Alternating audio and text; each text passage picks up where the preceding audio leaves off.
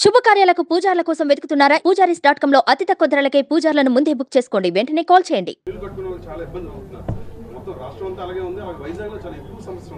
అంటే ఒక తణుకులో రిపోర్ట్స్ వచ్చినాయి. యాక్చువల్గా ప్రిలిమినరీ రిపోర్ట్స్ అది 59-69 కోట్లకి యాక్చువల్గా బాండ్స్ ఇవ్వాలంటే వాళ్ళు 730 కోట్లు విలువ చేసే బాండ్స్ ఇచ్చారు.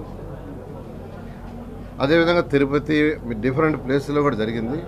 అన్నింటిలో కమిటీ వేసాము. రిపోర్ట్స్ అన్నీ త్వరలో వస్తాయి. అవన్నీ స్టడీ చేసేసి ఏదైతే కోర్టు ఆదేశించిందో దాని ప్రకారం నెక్స్ట్ మంత్ ఎండింగ్ లోపల అన్ని దగ్గర బాండ్స్ రిలీజ్ చేస్తాం. జగన్మోహన్ రెడ్డి ప్రభుత్వం వ్యవహరించిన తీరును ఖండిస్తున్నా అని చెప్పి వీలైతే నేను ధర్నా కూడా తీరడం బాధ్యత. ఆయన గవర్నమెంట్లో అన్ని వ్యవస్థలు అస్తవ్యస్తం ఇప్పుడే చెప్పా. ఇక చెప్పుకుంటా పోతే సాయంకాలం దాకా కూర్చొని చెప్పుకుంటాం.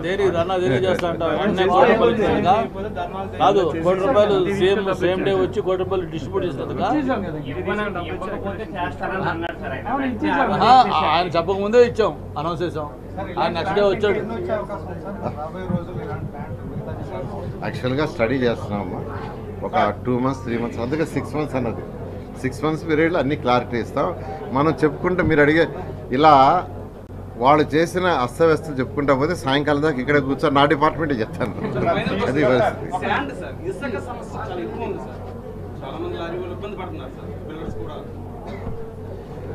ఈ శాండ్ యాక్చువల్గా అక్టోబర్ 15th వరకు, అక్టోబర్ 15వ తేదీ వరకు కొద్దిగా సమస్య ఉంటుంది. ఎందుకంటే ఎన్జిటి వాళ్ళు రివర్స్లో ఉండే అక్టోబర్ 15 దాకా ఈ సీజన్లో లోడకూడదని యాక్చువల్గా ఇన్స్ట్రక్షన్ ఇచ్చారు. దానివల్ల ఉన్న స్టాక్ అయిపోతుంది. అయితే ఎక్కడైతే డ్రిడ్జింగ్ చేయగలరో చేయమని ఆదేశించారు కూడాను. దాని మీద ముఖ్యమంత్రి గారు రెగ్యులర్గా యాక్చువల్గా రివ్యూ చేస్తున్నారు. వీలైనంత తొందరలో ఆ సమస్య తీరిపోతుంది. Thank you.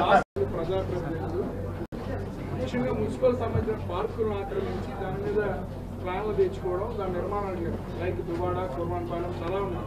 వీళ్ళు కూడా నాకు ఏ రకంగా ముందుకెళ్తారు? ఎందుకంటే చాలా విశాఖపట్నం దానికి కేంద్ర బిందువుగా ఉంది.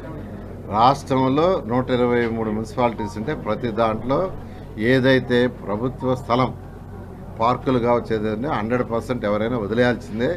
ఎవరిని ఆక్యుపై చేసింటే ఖచ్చితంగా ప్రభుత్వం మళ్ళీ బ్యాక్ తీసుకుంటుంది. దాంట్లో ఎటువంటిదే లేదు. ఫర్ ఎగ్జాంపుల్ మనకు అనాథరైజ్డ్గా బిల్డింగ్స్ కట్టుంటే యాక్చువల్గా మీకు అందరికీ తెలుసు, బిల్డింగే ఒకటి తీసేసాం. ఎందుకంటే పార్కులు అవన్నీ పెట్టింది ఎందుకంటే అక్కడ ఉన్న ప్రజలకి వాళ్ళ యొక్క దానికోసం పెట్టాం. అవి ఎవరు ఆక్యుపై చేసుకోవడానికి కాదు, కమ్యూనిటీ ఫెసిలిటీస్. అందువల్ల ఎక్కడైనా, అందుకే మన నెల్లూరులో కూడా నేను చెప్పాను, ఎవరైనా ఆక్యుపై చేసుకొని ఉంటే మీరే వదిలేయండి, మేము వచ్చి కొట్టే లోపలని చెప్పాను.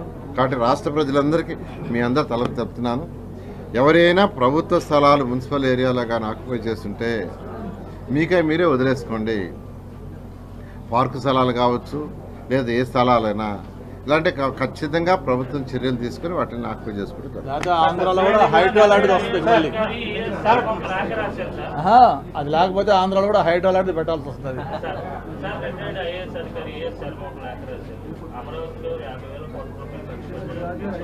వైఎస్ఆర్సీపీలు ఏం చేశాడు?